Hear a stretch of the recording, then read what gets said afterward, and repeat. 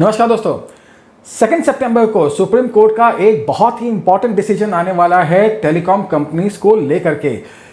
इस डिसीजन से ना सिर्फ इस बात का डिसाइड होगा कि वोडाफोन आइडिया इंडिया में बची रहेगी या नहीं, बल्कि इस डिसीजन से हमारे सेलफोन के बिल्स भी काफ़ी बढ़ सकते हैं। हालांकि सुप्रीम कोर्ट का डिसीजन इस बात को लेकर के है कि टेलीकॉम कंपनीज अपने एजीआर ड्यूज गवर्नमेंट को कैसे पे करेगी, लेकिन इन सब का हमारे ऊपर भी असर पड़ता है, ना सिर्फ as consumer of telecom services, बल्कि अगर आपने स्टॉक मार्केट में टेलीकॉम कंपनीज में इन्वेस्टमेंट किया है जैसे कि भारती एयरटेल या फिर रिलायंस, तो भी इस केस के डिसीजन से हमारे ऊपर काफ़ी असर पड़ता है।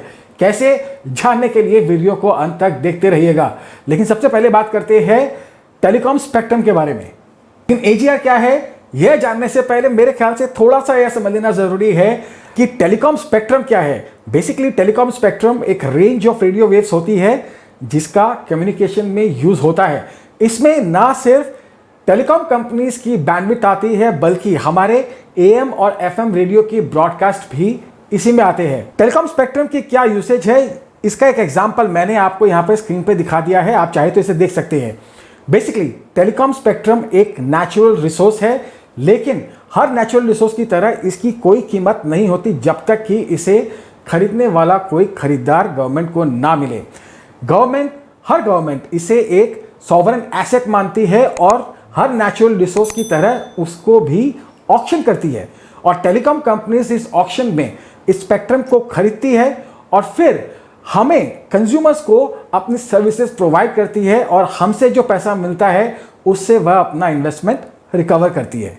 आपने सोने का अंडा देने वाली मुर्गी की कहानी तो सुनी होगी। बेसिकली स्पेक्ट्रम किसी भी गवर्नमेंट के लिए एक सोने का अंडा है, लेकिन वह अंडा उसे तब तक नहीं मिल सकता जब तक उसे अंडा देने वाली मुर्गी टेलीकॉम कंपनी ना मिले। जब गवर्नमेंट स्पेक्ट्रम का ऑक्शन करती है तो गवर्नमेंट का मकसद यही होता है कि स्पेक्ट्रम की उसे ज़्यादा से ज़्यादा कीमत मिल सके। लेकिन अगर आपने स्पेक्ट्रम की कीमत बहुत ज़्यादा रखी तो फिर उसमें दो प्रॉब्लम हो सकती है। या तो उस कीमत को चुकाने के लिए टेलीकॉम कंपनी दिवालिया हो सकती है, या फिर उस हाई ऑक्शन प्राइस को रिकवर करने के लिए टेलीकॉम कंपनीज कंज्यूमर को अपनी सर्विसेज ऊंचे दाम पर बेचेंगी।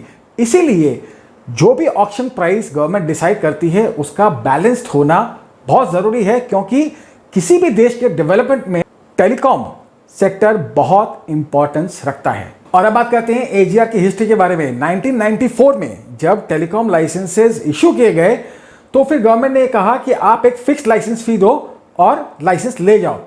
लेकिन 1999 तक टेलीकॉम कंपनीज को एहसास हुआ कि जो फी वह पे कर रहे थे वह बहुत ज़्यादा थी।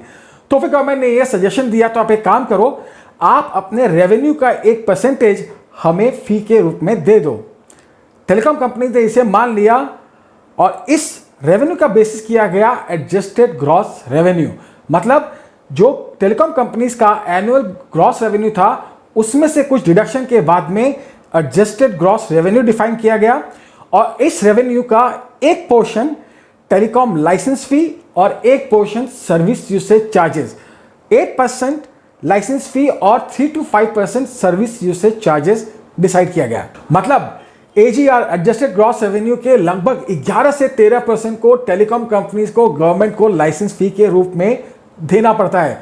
लेकिन यह एजीआर क्या है, इस बात को लेकर भी काफी कंफ्यूजन हो गया। टेलीकॉम कंपनीज का यह मानना था कि उनकी सिर्फ कोर सर्विसेज के रेवेन्यू को एजीआर की डेफिनेशन में इंक्लूड किया जाना चाहिए, लेकिन डीओटी ने यह क्लेम किया कि ना सिर्फ कोर सर्विसेज बल्कि dividend, interest income, sale on assets को भी एजीआर की डेफिनेशन में ही इंक्लूड किया जाना चाहिए।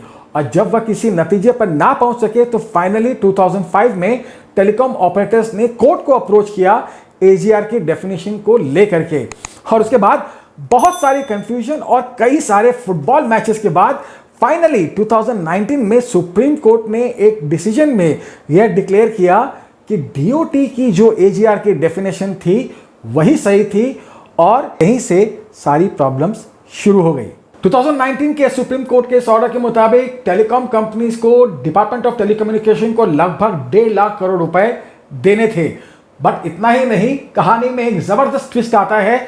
जनवरी 2020 में डीओटी जो इतने दिनों से इस पैसे को टेलीकॉम कंपनी से मांगने के लिए सुप्रीम कोर्ट से मदद की गुहार कर रहा था, वही डीओटी अब सुप्रीम कोर्ट से रिक्वेस्ट करता है कि टेलीकॉम कंपनीज एक साथ इतना सारा पेमेंट नहीं कर सकती है और इस पेमेंट को इंस्टॉलमेंट में देने के लिए टेलीकॉम कंपनीज को कम से कम 15 से 20 साल लगेंगे।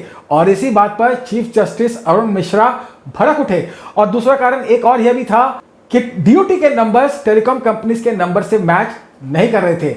मैं समझता हूं कि जब लाइसेंस एग्रीमेंट किया गया था तब यह डिसाइड किया गया था कि टेलीकॉम कंपनी सेल्फ असेस करेंगी और उसके बाद डीओटी को अपना लाइसेंस फी जो है वह पे करेंगी। लेकिन बहुत कुछ ये हमारे इनकम टैक्स की तरह है। हम अपना इनकम टैक्स रिटर्न जब भरते हैं तो अपनी इनकम और एक्सपेंसेस सारी कैलकुलेट करके कितना टैक्स होना चाहिए वह सरकार को पे करते हैं।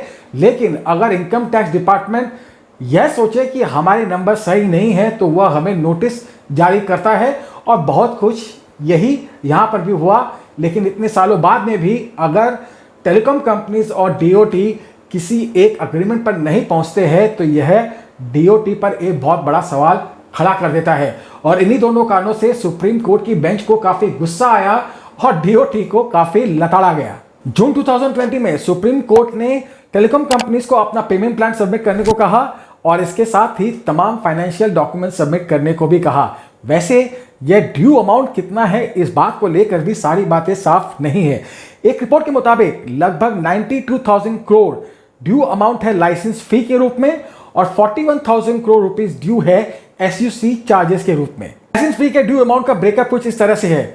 लगभग 31,000 crore rupees Bharti Airtel, Reliance Jio और Tata Tele Services, 28,000 crore rupees Vodafone Idea और 32,000 करोड़ रुपीस आरकॉम और एयरसेल।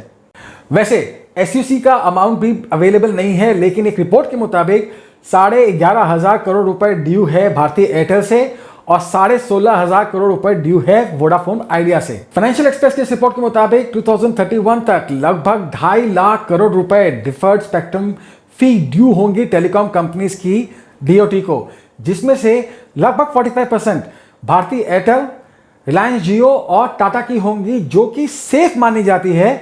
इसके अलावा लगभग 1.25 लाख करोड़ रुपए वोडाफोन आइडिया से ड्यू होंगे। इसका मतलब 2031 तक वोडाफोन आइडिया को डीओटी को लगभग 1,80,000 करोड़ रुपए फी के रूप में देने होंगे।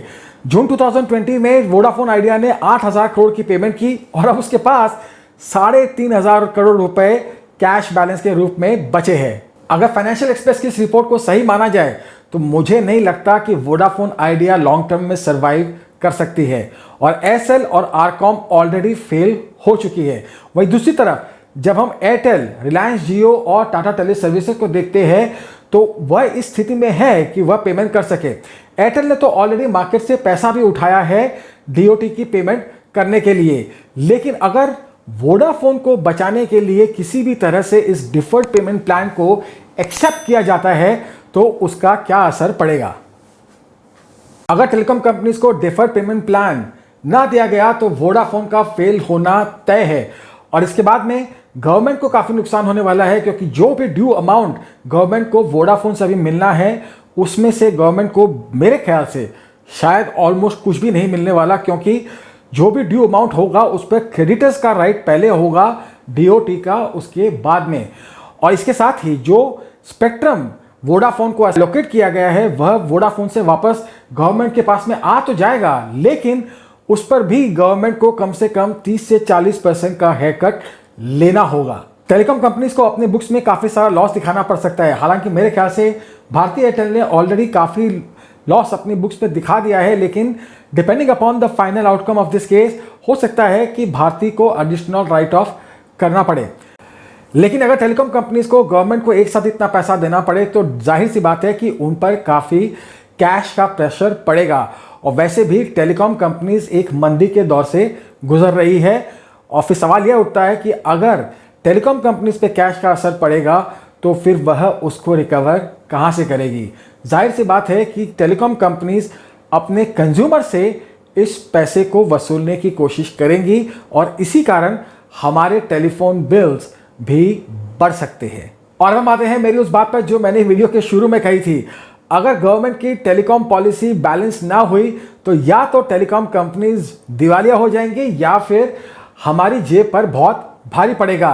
क्या ये आश्चर्य की बात नहीं है कि हमारे देश में जहां एक समय 15 टेलीकॉम कंपनीज हुआ करती थी, वहां अब घट करके सिर्फ 4 टेलीकॉम कंपनीज रह गई है और उनकी भी एग्जिस्टेंस खतरे में आ गई है। आने वाले दिनों में जब हम 5G स्पेक्ट्रम की बात करेंगे तो हमें इस बात पर जरूर सोचना चाहिए कि क्या टेलीकॉम हमारे देश में सिर्फ सोने का अंडा देने वाली एक मुर्गी है या फिर देश के डेवलपमेंट के लिए जरूरी एक बहुत ही इंपॉर्टेंट इंफ्रास्ट्रक्चर। आप इस बारे में क्या सोचते हैं? क्या आपको लगता है कि सुप्रीम कोर्ट को टेलीकॉम कंपनीज को डेफर्ड पेमेंट प्लान की सुविधा देनी चाहिए? क्या आपको लगता है कि गवर्नमेंट ने टेलीकॉम कंपनीज से बहुत ज्यादा फी वसूलने के चक्कर में टेलीकॉम कंपनीज की प्रॉफिटेबिलिटी और एग्जिस्टेंस को खतरे में डाल दिया है? अपने जवाब कमेंट सेक्शन में लिख कर शेयर करें। अगर यह वीडियो पसंद आया हो तो ज्यादा से ज्यादा लोगों के साथ में शेयर करें ताकि मेरी रीच बढ़े। अगर इस तरह की एनालिसिस देखने चाहते हैं तो चैनल को सब्सक्राइब करके बेल आइकन पर क्लिक करना ना भूलें। मुलाकात होगी अगले वीडियो में, तब तक के लिए